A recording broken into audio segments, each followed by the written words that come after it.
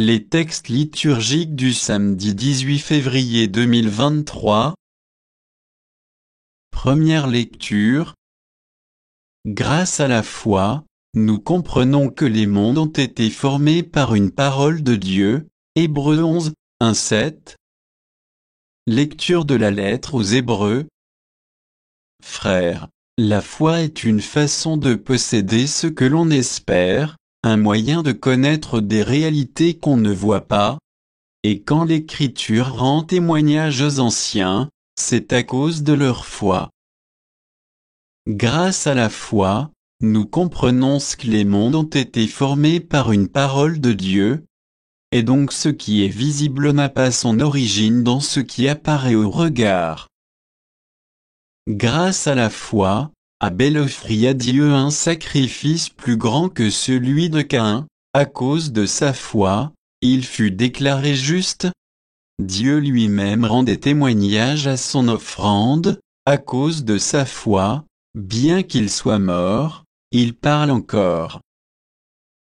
Grâce à la foi, Hénoch fut retiré de ce monde, et il ne connut pas la mort. Personne ne le retrouva parce que Dieu l'avait retiré. Avant cet événement, il avait été agréable à Dieu, l'Écriture en témoigne.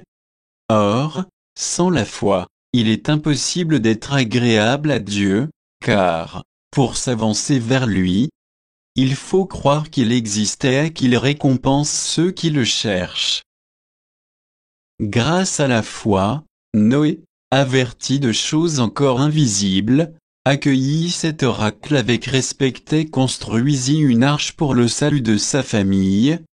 Sa foi condamnait le monde, et il reçut en héritage la justice qui s'obtient par la foi. Parole du Seigneur.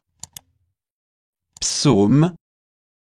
Psaume 144, 145, 2, 3, 4, 5, 10, 11.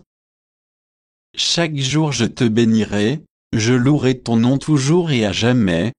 Il est grand, le Seigneur, hautement loué, à sa grandeur, il n'est pas de limite.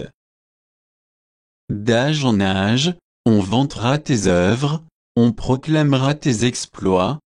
Je redirai le récit de tes merveilles, ton éclat, ta gloire et ta splendeur. Que tes œuvres, Seigneur, te rendent grâce et que tes fidèles te bénissent.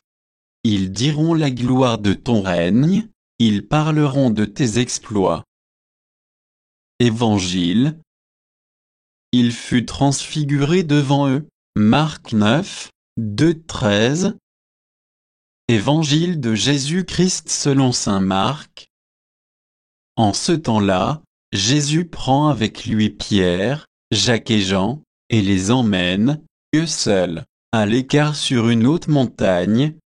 Et il fut transfiguré devant eux. Ses vêtements devinrent resplendissants, d'une blancheur telle que personne sur terre ne peut obtenir une blancheur pareille.